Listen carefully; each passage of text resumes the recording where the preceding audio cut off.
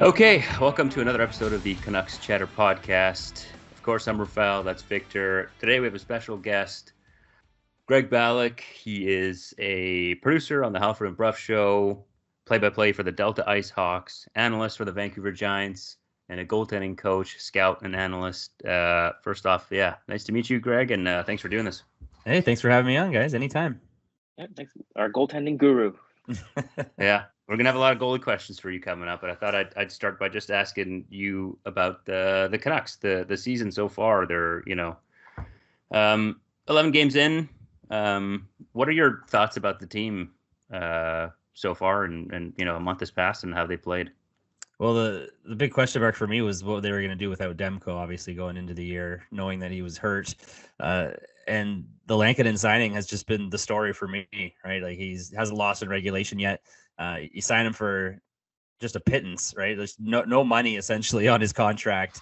But we knew he was good going into it. Like I was so happy when I heard the rumors that they were involved with bringing him in, knowing that Demko was hurt, because his advanced numbers are excellent. He's been sort of an underrated guy for the last couple of seasons. So I know my colleague at Goal Magazine there, Kevin Woodley, he's been touting him for a very long time as somebody that more teams should look at. And it was kind of a shock that he was still available at the time.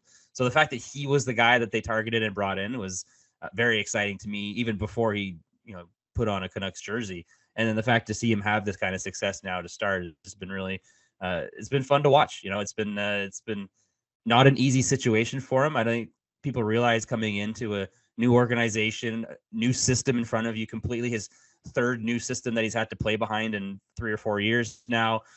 It's going to be an adjustment for any goaltender. And the fact that he's hit the ground running has just, it's helped everyone sort of get through the first month and a little bit, just to, like nervousness that started the year without Demko has sort of waned a little bit. I think everyone can realize now, and it's completely because of how Kevin Lankinen has played. And that's for me been the biggest story. Obviously, as a goalie watcher, it's been nice to have a positive goalie story in Vancouver to start the year. For sure. I know, Victor, you have some goalie questions. Fire away. Yeah, as you were explaining it, this used to be known as the goalie graveyard here, and with Lankinen continuing the new tradition of just no goaltending issues. And I did reference you talked about you and Kevin Woodley that given his props, and I've mentioned it on that. Like what makes him all just take that step up, going from a backup to, at least so far in the small sample size, looking like a true number one? Well, I think the definition of a true number one in today's NHL, it's such a fine line, right, between a backup and a starter. And a lot of it comes down to, frankly, opportunity, right? There's a lot of great goalies that go through their entire careers and never really get a chance or a fair shot at being a starter. And it's not a slight against them. It's not because they're a bad goaltender. They're obviously in the NHL for a long time, in the AHL for a long time, but there's just some guys that never get that opportunity. And I think Lankinen's been that kind of guy where he's never been like a top prospect that somebody has to, the GM wasn't riding on him to pan out. He was just a guy that was brought in from Europe, has kind of grinded his way through his career so far, but been excellent everywhere he's been. Right. So it's kind of a unique situation. And I don't know. It was obviously a great job by the Canucks to target him and bring him in, because I think it's been, obviously you see the results. Yeah, I was just looking at his save percentage. In the NHL, in his 5 seasons, he's had one season where he's been below 900 save percentage, which is good, and that was with the Chicago Blackhawks. So that not the greatest system in front of him. Exactly, yeah, and I mean that's good. Like, I mean, you're right. I totally agree. Like the story of him. Like, imagine he isn't playing well. I think the narrative around the team is probably totally different. Right. Yeah. Demko's gone. I did want to ask you about Shilovs. Obviously, played 3 games, not great numbers. I think he's got, 5 goals against average, 797, I think, save percentage. But he did play well for them last year in the playoffs. What are your thoughts on him in his sort of style? I mean, maybe the book's kind of out of he struggles maybe with point shots that are going up high. Like, how do you see him as a goalie in this league? Yeah, I was never totally high on Shelovs as a prospect. Really, I know Ian Clark loves him and has been pushing for him for a really long time and loves his raw ability, like his just his the way he's packaged basically is what you want to find in a goaltending prospect. But for me, just putting it together, he's never been consistent enough for me to have sort of a positive feeling about him going forward, because that's really what it comes down to in goaltending. It's over a long period of time. Are you able to be consistently cream of the crop and not just show flashes of it? Because every goalie that gets to that level can show flashes of being an amazing goaltender, and that's what drives some GMs crazy, because they see goalies that will have a flash and then all of a sudden they're not that goalie anymore. So looking at Shilovs over the length of time that I've watched him since he's come up through Latvia and into the pro ranks, he just hasn't had consistent enough stretches for me to say, okay, this guy might have something here. But he's always had these wild swings from, really, really good stretches to really, really poor stretches. And I think small sample size this season, but we're seeing him working through some stuff right now. He's not, a top of the level goaltender that you'd expect him to be. So I kind of projected him as a backup just because of that reason. Like, he's not consistent enough for me to put full faith in him and being a starting goaltender.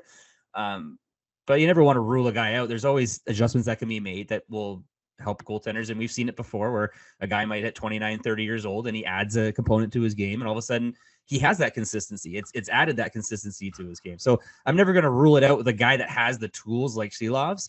But for me, it's been a couple years now. Like, we should start seeing some progress and see less of these hiccups and not more. And the start of this season didn't add any confidence to the lack of confidence I already had in Shilovs. Even though he did fare well in that playoff performance, he was probably punching above his weight a little bit during that series, and Canucks fans got a little excited. Yeah, to me, when he plays in front of a bad structure, whether it's for Latvia or when the Canucks have their bad game, he looks really good. Mm-hmm. When there is structure, he can't make the simple save, and mm-hmm. that's where it drives me nuts. Like, when he playing for Latvia in those Worlds, he was outstanding. He deserved all the praise he got. But even in the playoffs, same thing. A couple of games against Nashville, he carried them until the offense showed up. And, mm-hmm. and is that an issue? Is that something that affects all goalies, or is it young goalies, veterans? Like consistency issues in general, or just like where they get more action. Like, I know Luongo back in the day loved seeing more shots. I think it's all goalies. And then there was actually a really good article recently Justin Bourne just put out on sportsnet.ca about goaltending save percentage and why we're seeing it dip so much, and just the mentality behind shooting percentage now that shooters have, where they're not taking the low danger shots anymore, right?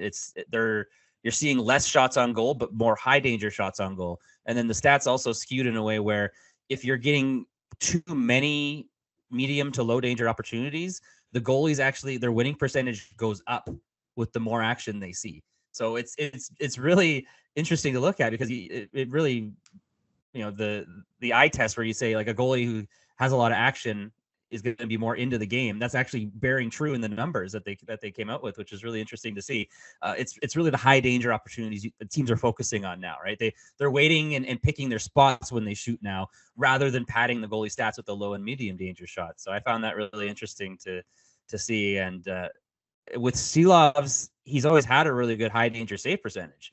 That's been the part that's been appealing to him, is that he can do things other goalies obviously can't do, because he's getting to these high danger opportunities. It's now the low and medium danger stuff that's giving him problems, which is infuriating if you're a fan or a coach, because those are the stuff that should be easy. Those are the things that you should be stopping. And in fact, shooters are even stopping taking those opportunities in general because they don't go in often enough. And those are the types of chances he's struggling with. So that leads me to a little bit more on the concern side for Shilovs, the fact that it's those types of chances, as you mentioned, the ones that he really should be stopping, that are giving him some trouble. Yeah, like I read that article as well. That was a great article. Really informative on the save percentage. That's dipping right now in the NHL. Yeah. You're talking about how goaltenders sometimes want to see more action, and that kind of helps their confidence and play better. Mm. When you look at a guy like Shilovs, it's or maybe any backup. I mean, look at him; he's 23, right? Like, I think in goalie years, that's fairly young. Mm-hmm. But is it almost maybe the mental side or something harder to be a backup because of those time between starts? Like, do you think that maybe on the mental side that's almost harder, or is it just that the starter's just as hard because they're playing, way more minutes? It's a different type of challenge for sure. I've talked to backups in the NHL, and they all agree that it's you're expected to play at the level of a starter, but you're getting half the reps, maybe a third of the reps that starter is getting, but you're expected to be still at that same level. So it's a huge challenge for a lot of goalies to come in and be able to perform, and it's those guys that have the consistency in their game that do well in those types of roles, because you know what you're getting each and every time they come out on the ice. Doesn't really matter how many reps they get. They're always going to have some level, some baseline, technical level where they're going to be fine and get you through even on their off nights. While you get a goalie like Silovs where it's a wild card. You throw him in the goal, you don't know what you're getting, right? So not exactly what coaches look for to back up, right? So it comes down to a certain type of goaltender that fits that kind of mold a little bit better as a backup. And in general for Silovs, the fact that he's so young, I want him getting more games in general. You want younger goalies getting reps. And that's how you learn. That's how you gain more situational awareness, where you say, playing at the second highest level of hockey in the world, you start to see how plays develop and see how trends and patterns come down at you on the ice, and you learn how to play them. And the only way to do that is repetition and getting into game act. It's how the brain works. It's how your brain learns things. You just do it over and over again. And then you start to pick up on, okay, they're going to work it down low, pass it up. I can play it this way and I'm fine. And I learn how to play it that way. But you're not gaining that knowledge if you're just sitting on the bench or in practice. This is game situation where you're picking up that kind of stuff. And for Silovs, I'm more worried that he's a 23-year-old just sitting there on the bench and not getting those game reps more than anything else. The fact that it's tough being a backup is just icing on the cake, because it's a whole new challenge for him that he's got to face. While I'm thinking, he should just be getting games in general. He shouldn't be worried about, the stresses of being a backup goalie in the NHL quite yet. Would Yuri Patera be a better choice at backup and having Silovs go down? But I don't know much about Yuri Patera. I remember seeing him available on the free agency list on NHL 23, but that's about it. He's good. He's a fairly touted prospect. He's been a guy in the Vegas system for years. And they're just sort of loaded with goalie prospects. Right? They have so many goalie contracts right now. There's a guy that's played with the Vancouver Giants, Jesper Vikman, who's there. He's actually in the ECHL right now because there's just no space for him anywhere on the roster. So he was kind of just a numbers victim there in Vegas. Not a slight at the way he's played at all. He's had good numbers for most of his career. I think he dipped a little bit last season, which is probably why he was the odd man out. But I still see him as a guy who's, a fringe NHL, AHL guy at the moment, but clearly a guy you can slot in for a couple of games. He's played already in the NHL a handful of games, so I would have no problems throwing Yuri Patera. And I think we've talked about it on the show as well. Sending Silovs down for a couple of games, bring up Patera, maybe give him one game, send him back down. So I could definitely see a situation like that arising. Yeah, you're right. Like, go ahead, Victor. Yeah, and that's what I've been thinking. Like, maybe send Silovs to go get a few starts down there, and put Patera once a week, or just not to tire out Lankinen until Demko gets back. Yeah. I was gonna ask. So if we go around the NHL, like there's some goalies that are starters in the NHL that have had injury troubles. I look at Ottawa. There was Allmark. Toronto, Joseph Wall was, projected to be the starter, or that's what they hoped for. And then they kind of started off the season with injuries and question marks around their status. So on the topic of goalies, who Demko kind of maybe fits that mold too, a guy who gets injured often. Do you think that, I think the team, obviously the Canucks, know when he's in net, he's got the ability to make the saves and play well behind them. But does that alter maybe some of the confidence of the players to be like, hey, come, April when the games really matter, if the Canucks do happen to make it to the playoffs, are they going to think, hey, is this guy going to be, there for us? Like, do you think that plays any kind of factor of like the confidence if he's not in net and making the saves for them? Like, you're just worried about him wearing out by that point in the season, or? Well, just like, last year he wasn't there, right? Like, obviously injuries happen, but there's certain guys who just seem to always kind of have something flare up all the time, or? Yeah, I think with Demko, it's a fact of just his sheer size. He's a large dude, and it's nothing to do with the way that he plays or anything. It's just goaltending in general. It's so hard on the body, and a lot of goalies, you don't even realize it. They get these procedures done in the off season. You don't hear about it, but they're constantly getting their hips tinkered with. Their groins are flaring up, and it's a constant struggle with your body as a professional NHL goaltender, and the guys will tell you that. So when you're a massive person like Thatcher Demko is, the stress is just compound, right? So it's a trend we're seeing a lot more of. The load management, I think, is going to be a term you hear thrown around a lot more with these star goaltenders that you're not going to see the 70, 75 Barney Broder game seasons anymore. It's going to be closer to 45, 50 for your stars. And that's Mike Keenan doesn't coach anymore. No. And this just shows the importance of having depth in the position, right? Having two goalies that you can throw out at any time, because they've learned. We know so much more just about what the body goes through, just in terms of concussions and the list goes on. And what we know now about goaltenders and their hips. And when you see groin strains and all the groin troubles that goalies have, it comes from the hips. It's actually a problem that an issue with their hips, which causes their groins to have these issues. So hip health is a hot topic for a lot of goaltenders. You talk to any goaltender, and for Thatcher Demko, it was the other major worry. When it's not your hip, it's usually your knees. So he had the knee problem with the popliteus, which is not a common injury from what we understand. It's not something goalies or any... I don't think anyone's heard of that until now. Yeah, he said like 2 soccer players had a potential issue with it in the past that they looked at. So that's why the recovery has just been so confusing, because they don't even know what kind of timeline to put him on. And I'm hearing reports of, it's not even just like a pain thing. It's more of a mobility thing. And it's more about him getting used to playing with the way his knee functions now is why it's taking so long. He's just sort of getting used to what he can and can't do anymore, which worries me a little bit if that's the case. If it's, you kind of wish it was a pain thing in that regard and that it's going to clear up eventually. But if it's him having to get used to playing a different way and it's going to alter the way he plays, obviously that's very concerning and something to watch for with Demko going forward. But yeah, to get back to your question though, I don't know. I think Demko, if we're looking at him personally, he's shown up in big moments in the past. You look at the bubble scenario where he was playing out of his mind.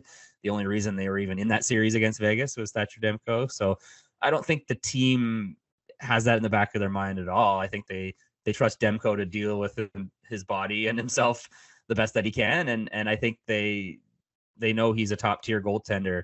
And, the other big thing about Demko is he's not on a top tier contract. So for the team, it's a great deal as well. And I think that gives more confidence than anything else. The fact that he's only on a $5 million deal. Is he going to have to alter his style? Like how a pitcher gets injured and he has to alter his delivery? Is he going to have to alter his style to compensate for the injury, where it's going to be less pain management for him?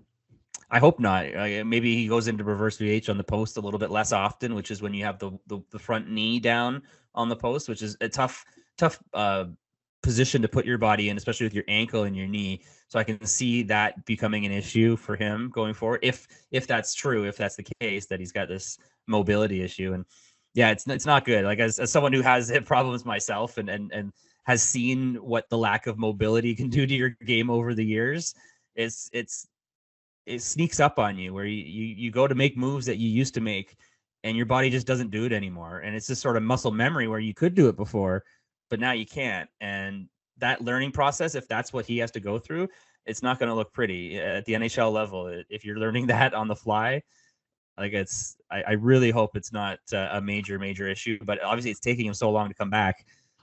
It's not exactly instilling a lot of confidence. Could it be that he's working on it now, where he like, all right, maybe I got to change it up. I'll do this now at the beginning of the season, rather than wait till do it in game. Like, all right, yeah, he really wants to be sure that he's ready to go when he comes back. But like I said, if it's majorly altering the way he plays and his safe selections and the way he moves in and out of his posts, it's a pretty big deal. So it's something to keep an eye on. So I also wanted to ask you, moving to like the Four Nations face-off, Team Canada goaltender. There's a lot of questions. Maybe it's not not what it once was. Looking at some of the projected, possible starters, their save percentage and their stats don't look the greatest. I mean, maybe Binnington is above 900. Do save percentage or pound the minutes? Both. Yeah. Do you have anybody right now that you think would be a front runner for that position? I've sort of come to terms with the fact that it's probably going to be Binnington. Like, as much as it pains me to say, he's the clear choice that makes the most sense out of everyone that's available. Guys that have national team experience, so Hockey Canada likes him. It's just all signs kind of point to Binnington, and he's not the worst choice. Honestly, I think I could go on for hours, beyond this podcast, talking about how the Canada sucks at goaltending trope is a little overblown. It's true. Canada is not as dominant as they once were. There's no more form here. There's no more Quebec factory where there's goalies coming out all the time out of Quebec anymore. It's more dispersed. We're seeing it over more countries now. Russia has invested a lot of money into goaltending development. Sweden, 10 years before that, were the front runners. So that's why we saw a ton of Swedish goaltending. So it's just more dispersed now. But if you look at the top 15, top 10 goaltenders in the NHL in expected save percentage and advanced stats like that, there's still Canadian goaltenders littered throughout. I think 7 of the top 15 last year in expected save percentage were still Canadian. It's names you're not expecting. Guys like Cam Talbot were on the list. Logan Thompson are up on the list. So guys that you don't really see that are big names, there's still Canadians coming through the system that are doing quite well. So I think it's a little overblown that Canadian goaltending isn't what it was. But yeah, the game has changed. The goaltending position is more worldly now, more than it's ever been, right? There's more smart goalie people in other countries than there's ever been. So they're obviously going to produce more goalies coming out of these countries. But the top tier guys, you're still going to see tons of Canadians in that mix. And I think that's, Binnington, unfortunately, might be the top guy on that list and the most consistent goaltender out of all the ones that the Canadians have. But you still have a Stanley Cup winner in Aiden Hill. Logan Thompson was the name that I mentioned before. He's having a pretty good start to the year. Cam Talbot, I've seen his name actually increasing in people warming up to the idea of having him on the roster. Obviously not a huge superstar name, but a guy who can certainly get the job done. And another guy who I was a big fan of coming into this year, hasn't had the best start to the season, was Sam Montembeault. His advanced numbers have quietly been very, very good for Montreal the last couple of years. Montreal has sort of been under the radar, not a good hockey team. He's been good. He's been quietly very good. So he's another Canadian guy that's in the mix. Start of the season may have taken him out of the mix for the Four Nations Cup. But like I said, there's certainly more choices than people give Team Canada credit for in terms of the goaltending. I've been saying that maybe Marc-Andre Fleury would be still a chance at the third goalie, but I don't watch enough Fleury games anymore. For the vibes, I can see it. Yeah. I mean, yeah, like you're saying, 18-year-old Marc-Andre Fleury anymore. No. Well, Devin Levi is another name I haven't even brought up yet. He's right, the little junior goaltender. So that guy in Edmonton who I don't like Skinner, to. Yeah. I don't want to see in that. It's funny because Skinner's been sort of he's had a bit of a chip on his shoulder because he's been told since a very young age that he's the next guy. He's the big thing. He's Team Canada's boy. So the fact that he isn't in the mix for this tournament here is probably burning him up inside quite a bit more than he leads on, because like I said, he's been told from a very young age, he's been groomed from 16, 17, you're going to be playing for Team Canada, you're going to be on Team Canada. And now he's in the NHL and he's probably not going to be in the mix. So I think it's disappointed Team Canada and it's disappointed Stuart Skinner as well. I don't remember him playing for the under-20 team. He was there. Yeah, he's been a Team Canada darling for most of his playing career. So he's like I said, he expects a lot out of himself. Yeah, that's fair. Like, I mean, Canucks over here, maybe he'll do well for Canada, but I actually don't mind him playing him in Edmonton because Canucks do score against him. Well, yeah, I wonder if if they do go to Bennington, just because I mean he's had experience in the big games. He won a Stanley Cup with St. Louis. The fact that he went to the World Championships last year too leads me to believe he's sort of pandering for the job, and they're sort of leaning that way as well. So don't be shocked. I sort of resigned myself to the fact that it's probably going to be. It's not like Russia where they're like Who's number one? Shesterkin, Vasilevsky, Sorokin. Yeah. Well, but Binnington, like I'll use the Simpsons term, he's a perfectly cromulent goaltender. He'll pass. He'll get a passing grade, and I voted that's for Crane. for a team like Canada in front of him. That's really all you need is a guy who's going to stop what you need him to stop. I want to ask you maybe outside of the Canucks, but is there any goalie out there that style or just their capability that you sort of think is? I mean, we know the obvious ones and the Vasilevskis and the Shesterkins and all that, but is there a goalie out there that maybe, I don't know, the average fan doesn't know that how good they really are? Yes, I can go on probably a few guys, but I'm a huge fan of Joel. This is your forum. Another Canadian guy, actually. I didn't mention his name as part of the list, but Joel Hofer is a guy that I am extremely high on. St. Louis Blues goaltender. He had some World Junior for Canada experience as well. He was really good that year. He was very good, and he is technically one of the best goaltenders that you're going to find, best young goalies that are coming up through the system. I throw Lucas Dostal's name into the mix as well. The Canucks kind of made short work of him recently, but another guy who's just so fun to watch and not huge goaltenders. Like that's the exciting part to me. They're not like 6'5" behemoth blocking style guys anymore. These are guys that are really good skaters and really sort of aggressive in the way they approach the game. So it's I don't know if you can look up a Joel Hofer. He does like a skating warm up that he does before the game. And it's incredible, the edge work that he has, the ability to get back and forth while in the butterfly and the speed that he's able to do it at. What goalies are doing now is insane. And we saw it actually, the trend of Russian goalies that have come through were really the ones that were displaying what you can do with really good edge work. And a guy like Vasilevsky and a guy like Shesterkin would be my guys that I would point to. Just in their ability to get wide and still have an edge on their skate. So they can get really low with their pads. But if a guy makes a deke, they can still have that ability to shift left or right because their blades are still, edge work is so good that they're able to hold an edge despite being so wide and low in their stance. It's unbelievable. Like these guys took figure skating lessons to get the ability to do that, right? Like this is a skill that has been worked at for years and years by the Russian goalie coaches to get them to be able to do this. And now we're starting to see it trickle down because it's a copycat league, right? All the Canadian goalies are now copying what the Russian goalies are doing. And Hofer started this first wave of guys that can do that now with the edge work and the ability to get low and just be so explosive right to left. When you think they're down and out, it's like they pop a leg out and they get an edge somehow. You've seen Shesterkin do it, I'm sure, a million times before. He just somehow can get across and contort his body because he gets an edge with his 1 foot and is able to push. And Hofer is a guy that's just like that, in my opinion. He's his ability to catch an edge is just unbelievable. It's the new wave of goaltending. It's an exciting way to watch because a lot of times, like I said, they look like they're down and out and they can come sliding across. And Hofer and Dostal are two guys that I just, anytime they're on TV, I have to stop and watch. There's two young guys that I really like watching. Blomqvist in Pittsburgh and Nico Dawes in Jersey.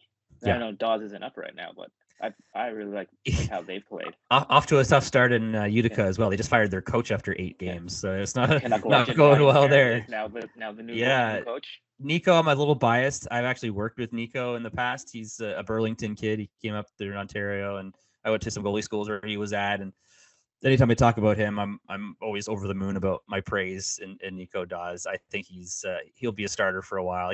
He got called up a little too early, I think, in his career. That he got a run of games with New Jersey and a little bit too young, but I think he's going to be a goalie that sticks around for a long time. And Blomqvist, you mentioned as well, he's going to be a starter in the NHL for a very long time. He'll be a name. I really like the way he looks. Yeah. He's excelled at every level he's played at, and it seems to be carrying over to the NHL. I mean, it is crazy to think about just how well players shoot the puck nowadays. I mean, it's, back in the day, the fourth line was just grinders. The fourth line can snipe a top shelf, no problem. The goalies can snipe now. The goalies can all shoot. Yeah. Everyone can shoot. Was there a goalie goal this year? Martin Brodeur anymore. Yeah. We're going to see more goalie goals, hopefully. Yeah. Who doesn't love a goalie goal? That's the one thing on my bucket list I have yet to see. Who scored it this year? There was a Minnesota. The Minnesota Gustafsson. Gustafsson, Gustafsson. When you were talking about size, I was just thinking about goaltenders and there's big goaltenders like Vasilevsky, but I mean I'm thinking about the style that maybe a smaller goaltender like a UC Saros has to play, you have to be, I'm assuming, you'd have to just be cut down the angle more, be more aggressive out of the net. Like, how much does that completely change your playing style? Because there's some, bigger goaltender you could play maybe deeper in your net, or you have more room for error. Essentially, is how we put it. If you're a bigger goalie, you can miss your spots and still be okay because it's just going to hit you. If you're a smaller goaltender, it's actually more about your mental approach and picking your spots to be aggressive and knowing when, okay, I'm going to get beat here. Like, I got to get out and force this person to make a mistake. It's having that knowledge to do that smaller goalies need to have. And it's just the ability to stay what we call within the frame of the net. So when you're sliding post to post, you slide into your post and no part of your body ends up outside of the net. Because if you're a small goaltender, you need to be filling that net, and every inch of you that's over slides past that post is a foot that you're opening up to the other side. You can't afford that foot when you're 6 foot tall or 5'11" or 5'10". If you're 6'5", yeah, you can overslide a little bit. You could probably get your arm on it. You're fine. That's the difference between being a small goaltender and being a large goaltender. It's just the room for error is not there if you're a small goaltender. You need to be so precise. Your skating needs to be so good to stop you from oversliding and hitting your spots. While a bigger goaltender, you can get away with a little bit of sloppiness and the skating doesn't have to be as pristine as a smaller goaltender. So it's not impossible, but it's much more challenging to be a smaller goaltender. It's no longer stick the fat kid in net. No, it never was really. Those guys never had success, even back in the day, right? It was Artur Zerbe. He could still move. He also had pads made for like a 20-foot tall man. It was the little agile guys, the guys that could dive quicker. Those are the guys that wanted in there. The Mike Vernons. And then they realized for some reason it took 60 years for us to realize if we just laid our pads across the ice, there's like 80% of the goals just go away. Yeah. I don't know why it took so long. I always think, what would Gretzky's records be like when he faced actual goaltending? I love watching the clips of like Mike Bossy coming in and just ripping one like a foot in from the blue line right along the ice. Goalie kicks at it. It's like, what? If I let that in Pee Wee, I would have been pulled so fast. Like, so many Gretzky goals are just like wrist shots along the ice. Well, it's just different time. I was so close. Darn. Gretzky's got the best shot ever. Well, it's like nowadays, little kids are starting to work out and skating coaches, skills coaches, everything. Right back in the day, that wasn't really a thing. You wouldn't really working out. Like I remember, like. I forget which book I was reading. One ex-NHLer where it's like the working out as a kid or when you were younger didn't really happen. You know, it only happened once you made the NHL. Yeah. I was 1990 kid, and it was just kind of starting when I was coming up. And the other big thing I point at, because I use it so much as a coach now, and I had none of it as a kid, is video. Everyone's I got video within seconds. I bring the iPad out on the ice and I'm showing goalies the drill that we're doing in the moment. I saw myself play hockey maybe 2 times on video growing up. Like I didn't have any frame of reference of what I looked like. And it's such a good teaching tool now that, and relating this to shooters and why everyone has such a good shot now, you're able to break down every shooter's shot to a T with video, show the kid how they need to adjust. Like everyone can tinker with their shot so well now, which didn't exist when I grew up, or generations before that. Nobody had that ability to, or very few people had the ability to break down their shot in that way. While nowadays, every kid from the age 12 and up has hours and hours of video footage and coaches that know what they're talking about, teaching them and walking them through how to take a shot better. So I think that's why you're seeing every single person able to shoot now. If you go through a rep program or a somewhat touted hockey program, you're going to have coaching on that level. And that's why we're seeing it just completely throughout hockey now, is everyone can shoot. Everyone knows how to shoot. My friend's brother, he played Division I hockey for University of Alabama Huntsville, and he said he didn't have this many tools at all. And he went to some good goaltending schools. He got the full ride scholarship. In baseball, we're seeing it too, right? Baseball pitchers, they're throwing so everyone can throw hard now. Why can everyone throw hard all of a sudden? Well, everyone has video of their mechanics on the mound. Everyone knows precisely how to throw to get the most velocity out of their pitch. It's the same thing we're seeing with shooters in hockey. Everyone, it's just so well coached to a T that I think everyone is good at it now. Yeah, I'm old. I still do. I shoot muffins, but I prefer the net. It's okay. You know what? You don't have the pressures of a big contract to live up to. All right. I did want to ask before we let you go here. Canucks. We all assume they're going to be a playoff team. Do you see them right now as one of? I mean, I'm assuming there's about 7-8 teams that probably think that they're a contender. Would you say that they're one of them? I would say so. I think they've shown it because the record is so good and a lot has gone wrong, I want to say, to start the year, or there've been some key things that haven't gone right. So if those things can sort of turn themselves around, then it's just icing on the cake, right? You're already a good team. So with that added, then I think definitely the Canucks are in the mix. But like with any team, there's always the risk as the season goes on. Guys wear down due to injury, things change. It's a long season. So I never want to, crown a team this early in the year. But I think the Canucks are shaping up pretty nicely. Like the way that the new regime since they took over has built out the bottom six of this team is so different than what we saw the previous 10 years before that. No Jason Megna. The players coming in and out of the lineup are actually making an impact. They're actually, the coach's scratch actually has purpose now. It's not just, oh my God, who can we get in now that can actually, have a pulse out there? It's the bottom six actually has a little bit of depth to it, which you see in good hockey teams. That's what you need going forward. That can kind of insulate you from those injuries that I talk about that could crop up throughout the year. So I think the Canucks are shaping up. Sorry? Yeah, not forced to play Niels Oman, who's an NHL player, but he's not exactly. When you're scratching good players like that, then that's when you've got a pretty good depth, right? You have a good team. So I think the Canucks are shaping up nicely to be a team that is one of them in the mix towards the end of the year. Is if they get Demko back and he's his form right away at the start, then that's best case scenario. But even if that doesn't happen, I still think the Canucks are going to be right up there. Yeah. What do you think of Eric Brandstrom? Like I've been praising Eric that pickup from day one. That I want to know what happened in Colorado. I still don't understand it. They sign him. He leaves Ottawa. They sign him. He goes to training camp, and then they trade him. He didn't play a single game for the franchise. I just don't. And he's been decent for the Canucks. He's been a solid, number 6 defenseman or whatever he's been. But why? I understand maybe there was some contract stuff they had to work out. But why did they sign him to that contract in the first place if he wasn't going to be in the mix? I think he's an NHL caliber defenseman. But you live with this. Yeah, no outrageous mistakes so far. Yeah. He's made. I want to know what happened. He's a +5 in 8 games, so in his limited minutes, you'll take that.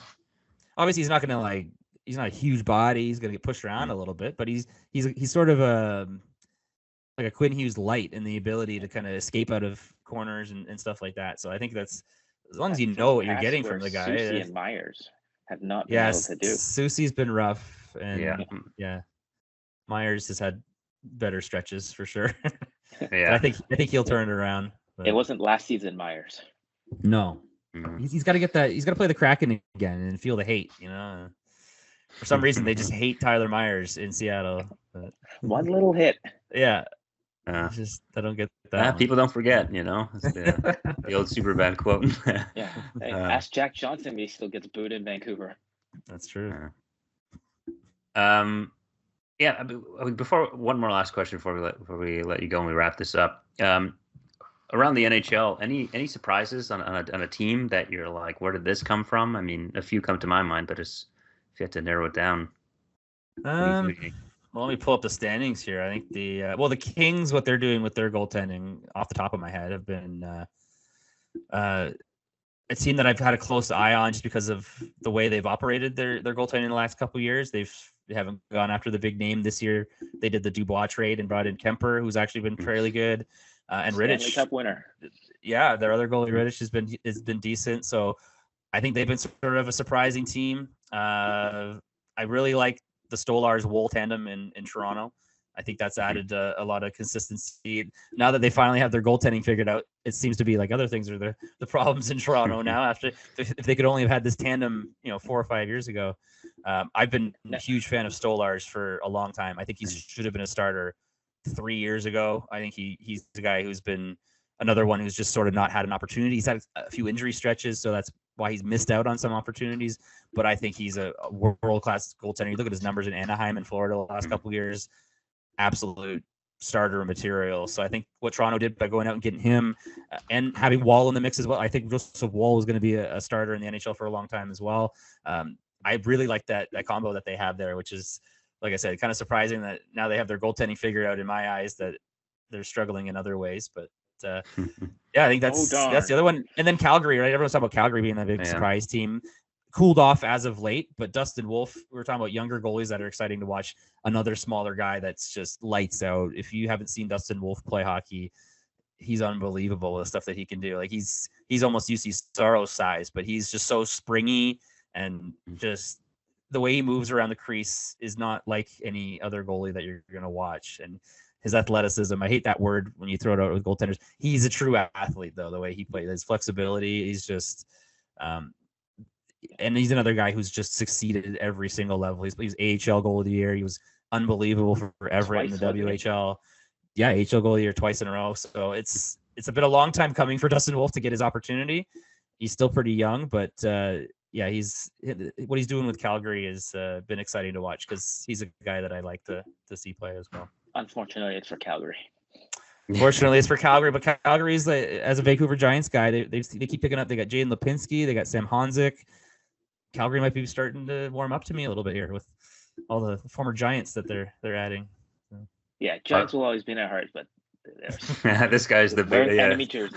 If it's not a Vancouver Canucks, then it's another team. Like Washington Capitals surprised me. 9-3-0 to start the year, plus 14 goal differential. That's it's something. I did not see that coming, but hey, that's part of their tandem. Is it's a full right tandem with their goaltenders. You don't see that too often. Both goalies are righties. Who's the backup to Lindgren? Lindgren and Thompson are the two goalies. Oh, right, Logan. Yeah, I forgot they traded for him this year. Yeah. Right. So I like that. They're quirky. It's fun. Yeah. Two righties. Okay. Yeah, that's it's good for me. Why don't you plug where we can find you, Greg? Yeah. Well, in the mornings, as you said, on Halford and Bruff, I'm Laddie, one of the producers, along with A-Dog, from 6 to 9 in the morning. If you're in the Vancouver area, or if you're on Sportsnet Plus, we do stream on Sportsnet Plus, the Halford and Bruff show, 6 to 9 Pacific. And then on Twitter, you can find me at Greg Balloch, Balloch. And I'm usually popping up every once in a while. I'll be on podcasts or write. I do a lot of writing previously with Elite Prospects and In Goal Magazine. So every once in a while, I'll come through with some goalie tidbits, and you can follow me there. You're our goalie guru. Let's do this again sometime. Yeah, I hate that term. I hate the term guru. I'm a goalie translator. I can take the terminology and sort of make it a little easier for people to understand. Guru, I'll leave that to the real experts. Okay. Well, that would be a work in progress. What the official name for you? All right. Yeah. Thanks again so much for joining us. Yeah. Follow us at Canucks Chatter on YouTube, Instagram, Twitter, X, all that stuff. And yeah. See you next time. Go Canucks go.